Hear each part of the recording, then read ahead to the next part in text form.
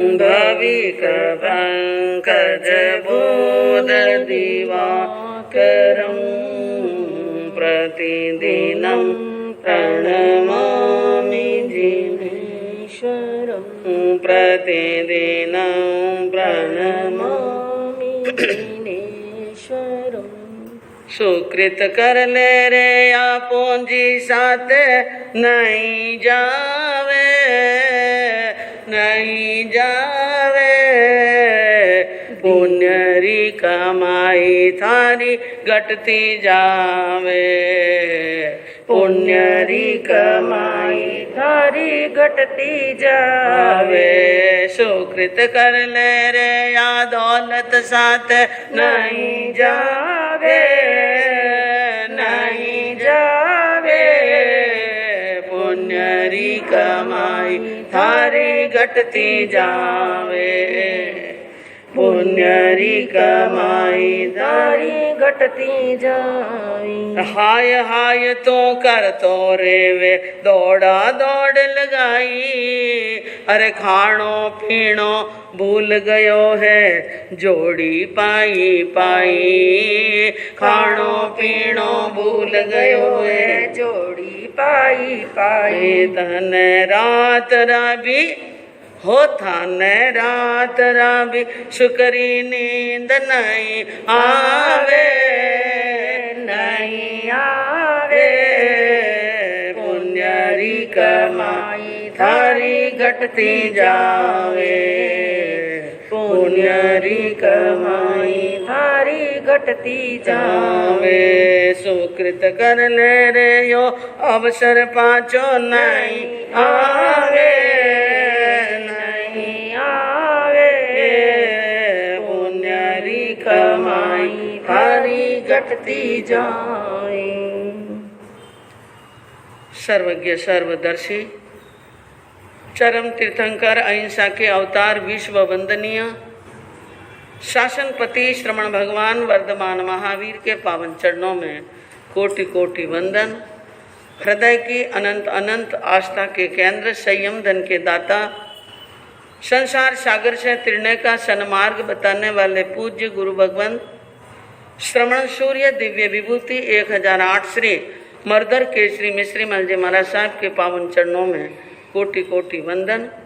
अहिंसा दिवाकर लोकमान्य संत शेरे राजस्थान वरिष्ठ प्रवर्तक पूज्य गुरुदेव श्री रूपचंद जी महाराज साहब के पावन चरणों में कोटि कोटि वंदन। मरुदरा भूषण संत शिरोमणि पूज्य प्रवर्तक गुरुदेव श्री सुकन मुनि जी महाराज साहब के पावन चरणों में कोटि कोटि वंदन। साधना की प्रतिमूर्ति सद्गुणों की उपासिका सरल मना शांत दांत गंभीरा गुरुवरिया माँ सती श्री सज्जन कंवर जी महाराज साहब के पावन चरणों में कोटि कोटि वंदन। धर्म प्रेमी बंधुओं, शीलवती माताओं एवं बहनों, कल आपके सामने नानी बाई के मायरे पर एक भक्ति की शक्ति पर प्रवचन हुआ था और कल के प्रोग्राम में जो सफलता प्राप्त हुई उन प्रोग्राम को सफल बनाने में स्थानीय और दान दे रहे हैं और हमारे जैन समाज के अंदर, हमारे मानव समाज के अंदर दान का जो महत्व बताया और जो भगवान महावीर ने जो महत्व बताया और जो लोग दान दे रहे हैं, आप बड़े बड़े धनवान और अमीर बन के बैठे हैं, कोई फोगट में ही हो गए क्या? बातों से थोड़ी हो जाते हैं, कोई केवल माला फेरने से होने वाले नहीं है। मैं करोड़पति बन जाऊं, मैं करोड़पति बन जाऊं, मैं करोड़पति बन जाऊं, 5-5 माला रोज सुबह शाम फेरे तो करोड़पति बन जाएगी। लक्ष्मी पुण्यानुसारिणी, लक्ष्मी किसका अनुसरण करती है? पुण्यवान का। और पुण्यवान कौन बनता है? जो पुण्य बांधता है। तो धर्म के कई अंग हैं और जितनी अच्छी कल्याण की क्रियाएं हैं उन सभी क्रियाओं में पुण्य के अंतर्गत आनी है। सभी क्रियाएं पुण्य के अंतर्गत आती हैं। कोई व्यक्ति, एक अकेला व्यक्ति और कोई व्यक्ति धर्म की अच्छी क्रिया कर रहा है तो पुण्यवान है तो कर रहा है। कौन कर रहा है? पापी नहीं कर सकता है।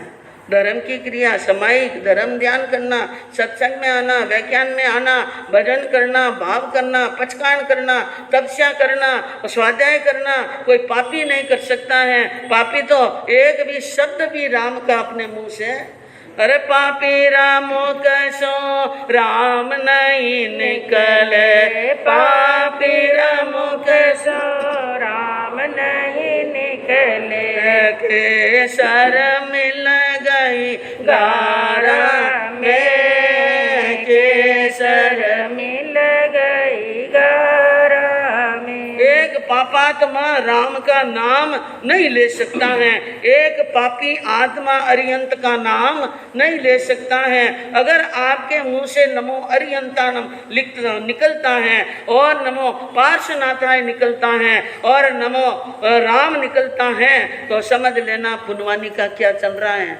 उदय काल। कौन सा?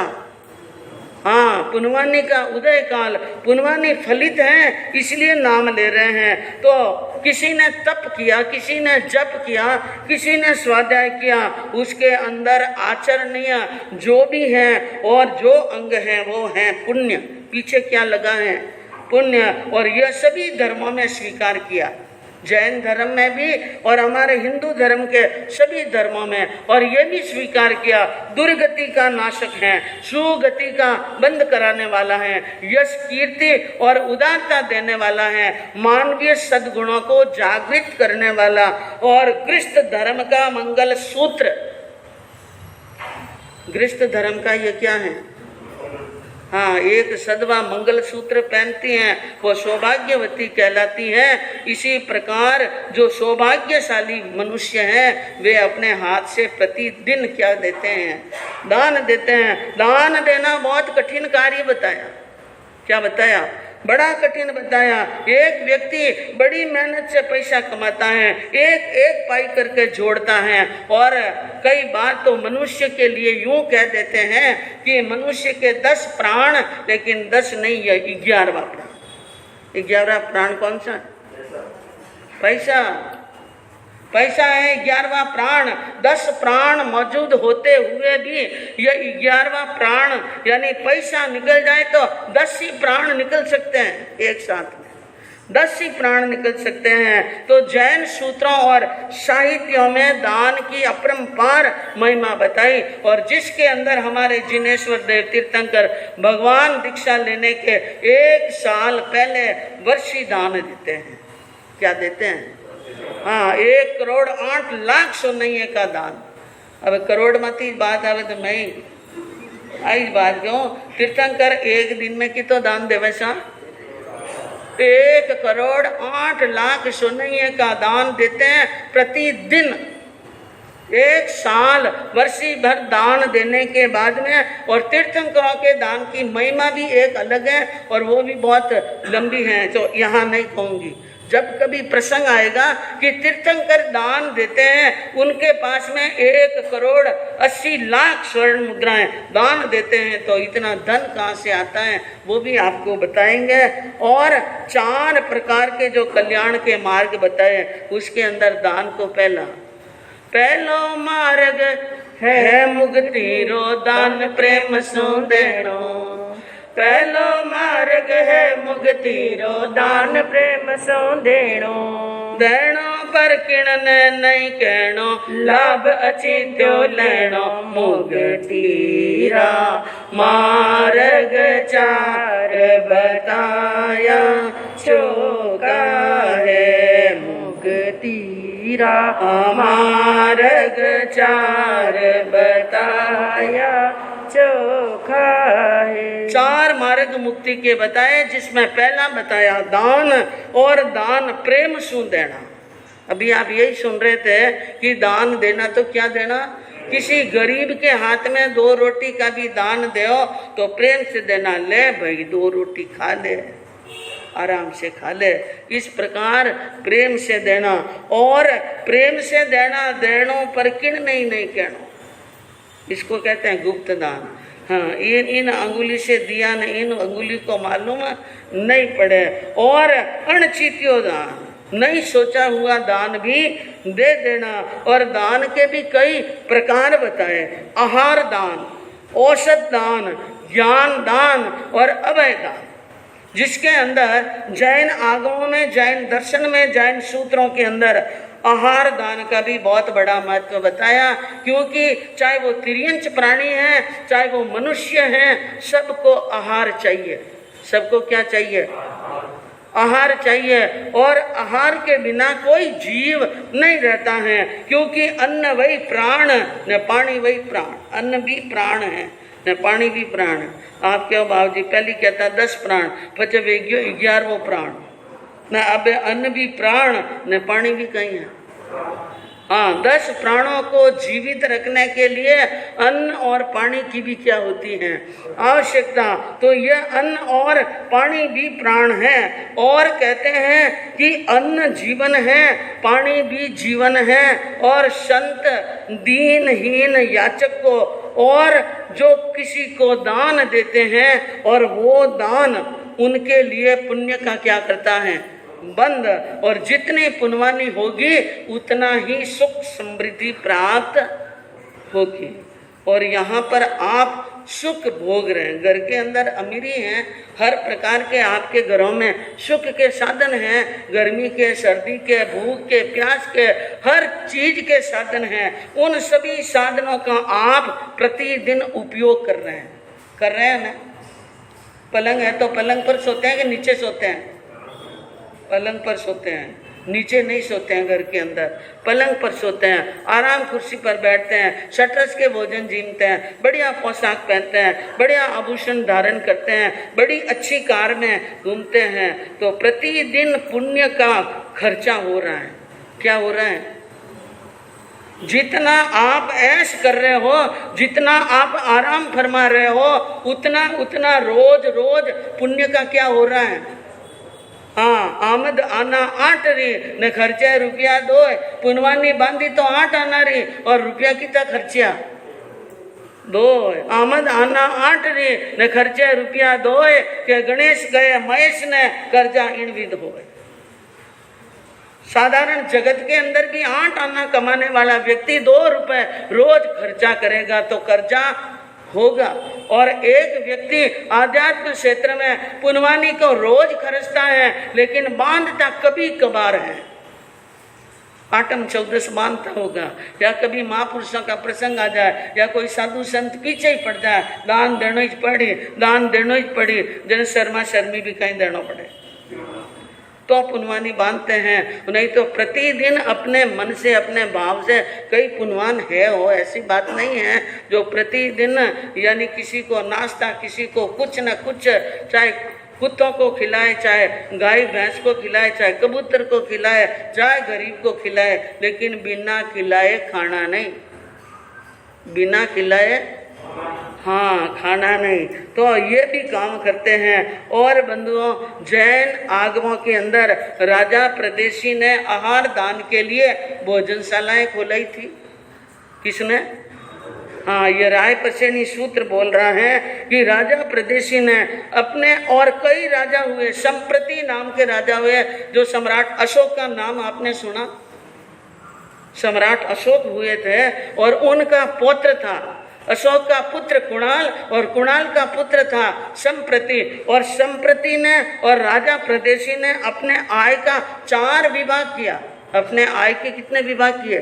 4। एक सेना के लिए, और दूसरा कोठार में भरने के लिए, तीसरा अंतपुर के लिए, और चौथा सार्वजनिक समाज सेवा के लिए।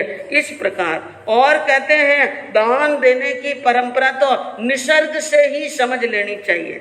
निसर्ग यानी प्रकृति से, कि सूर्य उदय होता है, सूर्य हमें तेज भी देता है, प्रकाश भी देता है, और उष्मा भी देता है, वो भी देता है। चंद्र शीतलता भी देता है और अमृत भी देता है। बादल धरती पर बरसात करते हैं, और नदियाँ सभी की प्यास बुझाती हैं, और हवा चलती हैं, हमारे प्राण वायु को सुरक्षित रखती हैं, और धरती अन्न देती हैं, और वृक्ष फल देते हैं और छाया देते हैं। इनको देख करके भी देना तो देना तो सीखना चाहिए। तो ये तो बात हुई आहार दान की, और कल और आगे जो 3 दान हैं उनके बारे में चर्चा करेंगे। तो बंधुओं, दान देना चाहिए। बिना दान दिए जीवन के अंदर कभी नहीं रहना। ऐसा नहीं होना कि आपके अमीर हाथ से आपने छोटा मोटा भी कोई दान नहीं दिया। प्रतिदिन दान का पुण्य खर्च रहे हैं, तो प्रतिदिन पुण्य को क्या करना है? बांधना है। आपके सामने वर्णन चल रहा था अंजना सती के चारित्र के माध्यम से कि अंजना जी की एक सखी पवन जी के दरबार में गई और वहां जाकर के अंजना के हाथ का लिखा हुआ एक पत्र, अंजना का पत्र लिखा हुआ दिया, और पवन जी ने उन सहेली को आते हुए देखा तो पहले से ही रोष में आ गए, और फिर उसने पत्र उनके हाथ में यानी पत्र आगे किया तो पवन जी और गुस्से में आ गए और अग्नि की जालो जाल लग गई और पत्र को बिना पढ़े फाड़ करके डाल दिया। और सहेली ने सारी बात अपने सामने नजरों से देख ली, और देखने के बाद में अब वो सखी आई अंजना के पास में, क्या कहती हैं? बात आयन कैदी सगले जरान राखी लाज, साच कहूँ कुंवरी साथा पर, साच कहूँ कुंवरी साथा पर, कुंवर साब नाराज जी धन सती अंजना, साचे सतवंते राचे शील में। सखी ने जैसे आंखों से देखा था पवन कुमार की क्रिया को, वो हूबहूब आकर के अंजना को कह दी कि आपका पत्र मैंने वहां दिया। उनके पहले ही मुझे देखते ही पवन जी को रोष आ गया था और आंखें लाल हो गई थी। जैसे तैसे हिम्मत करके पत्र आपका दिया, लेकिन उन्होंने पत्र पढ़ा नहीं और पत्र हाथ में लेकर के एक ही झटके से पत्र के कई टुकड़े कर दिए और डाल दिया नीचे। साच कहूँ कुंवरी साहब, मैं साच कहती हूँ, बिल्कुल सत्य कह रही हूँ कि आप अपने मन में सोच लेना कंवर साहब नाराज, कंवर साहब आपसे क्या है नाराज, और नाराज नहीं सख्त नाराज है, बहुत नाराज है कंवर साहब। ये बात सुनी अंजना तो यह अनुमान लगाए हुए थी कि मेरा हाथ का पत्र जाएगा और पवन जी पढ़ेंगे तो पवन जी के दिल में थोड़ा तो परिवर्तन होगा और वो यहाँ आएंगे, समाचार देंगे कि समय पर आऊँगा या आज आऊँगा या कल आऊँगा। लेकिन जब सखी ने आकर के समाचार दिए तो वो समाचार सुनकर अंजना का रोम रोम रोने लगा, आंखें रोने लगी और सुनी बात अंजना बात पति की, पड़ी धरण मुरझाए, धरती पर मूर्छित होकर पड़ गई। बसंत माला आदि सखियां सारी गाले सती को वाय, बसंत माला आदि सखियां पास में बैठी थी, 1 मिनट भी अकेली नहीं छोड़ती हैं। जो ही उसको मूर्छा आई और हाथों हाथ यानी पंखे से वाय यानी हवा डालने लगी, ठंडे पानी के छिड़के दिए और उनको सावचेत किया और अच्छी तरह से बिठाया। लेकिन उनकी मान लो यूँ समझ लो कि अंजना 64 कला की प्रवीण थी, लेकिन सारी अक्ल उनकी निकल गई और विकल हो गई, एकदम विकल हो गई और विलाप करने लगी और रोने लगी। मेरे मनमोहन प्राणपति, मेरा प्राणपति, मेरे मन को हरण करने वाला वो कब आएगा? क्यों नाराज हैं, किस कारण से नाराज हैं? कोई कारण बार बार सोचने पर भी कारण समझ में कैसे रूठोए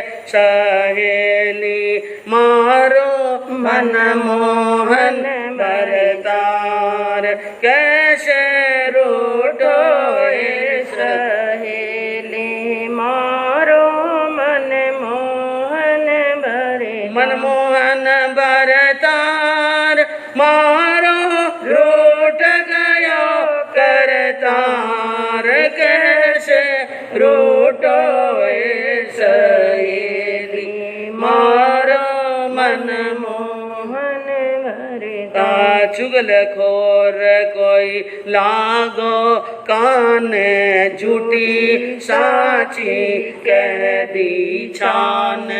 चुगलखोर कोई लागो कान, झूठी साची कह दी छान। अरे झूठी साची कह दी छान, भरमायो बरतार कैसे रूठो ए सहेली मारो, मन मोहन भरता। अंजना कहने लगी, हे सखी, मेरा पति कैसे रूठ गया और कैसे यानी गुस्से में रोष में है और मनमोहन भरतार जानू रूठ गयो करता। यानी मुझे ऐसा लगता है कि भरतार नहीं रूठे, मेरे भगवान ही रूठ गए, मेरे करतार रूठ गए।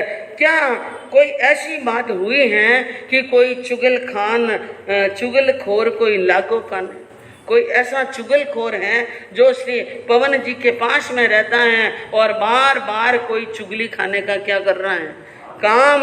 और झूठी साची कहती छाने, झूठी और सच्ची, झूठी थी या सच्ची थी पता नहीं, वो उनके कान में कह दी और मेरे पति को भरमा दिया है। या कोई गलती हुई हमारी, या फिर मेरे से कोई गलती हुई है और जिस कारण से मेरे पति मेरे से नाराज हैं और मैं भुगतूं कारागार। इन महल के अंदर मैं क्या भुगत रही हूँ, जेल कारागार भुगत रही हूँ और पति के बिना जीव लगता नहीं है और खान पान भी अच्छा नहीं लगता है। और अगर ऐसी स्थिति और दिनों में रही तो मरसूं खाए कटा, फिर जिंदा रहने में कोई फायदा नहीं है। इस प्रकार आर्त ध्यान कर रही हैं अंजना और कहते हैं कर्म है, यह कर्म की रेखा मिटाने से मिटती नहीं है, मिटती नहीं मिटाई रेखा कर्मों की,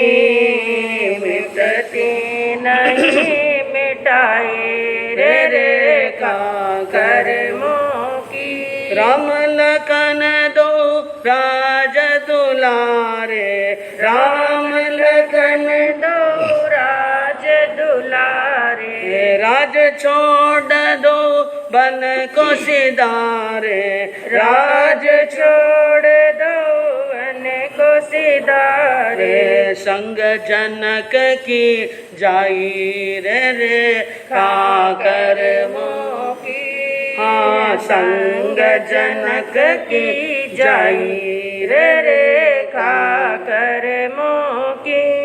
कवि कह रहे हैं, संत कह रहे हैं कि ये जो कर्मों की रेखाएं होती हैं बंधुओं, वो मिटाने से मिटने वाली नहीं है। यत् पूर्वम लिखितम ललाट पट्टे तम मार्जितम कक्षमा, जो ललाट के पट पर लिख दिया है उनको मिटाने में कोई समर्थ नहीं है, तो वो भोग रही हैं। और राम और लक्ष्मण को वन में जाना पड़ा और साथ में किसको जाना पड़ा, सती सीता को भी जाना पड़ा। तो ये है कर्मों की रेखा है। अब पवन जी ने जो कुछ किया आपने सुन लिया कि पत्र तो फाड़कर डाल दिया, लेकिन और क्या किया पवन जी ने। अरे गांव 500 दिया सासू ने खोशा पवन कुमार, लीना मंदिर माड़िया सर नहीं करे सार, संभार जी धन सती अंजना, साचे सतवंते राची शील में।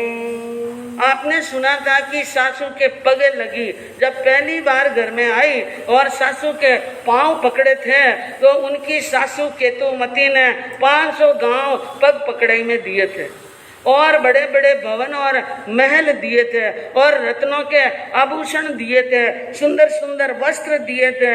पवन जी ने 500 गांव छीन लिए जो अंजना के हक में थे वो सारे गांव अपने हक के अंदर कर लिए और लीना मंदिर मालिया। जितने मंदिर यानी जितने महल और जितने भवन और जितने बाग और बगीचे सासू माँ ने दिए थे उन सब पर अधिकार और सब पर पैरा लगा दिया। अंजना उन महलों में जा नहीं सकती, बाग बगीचों में घूम नहीं सकती।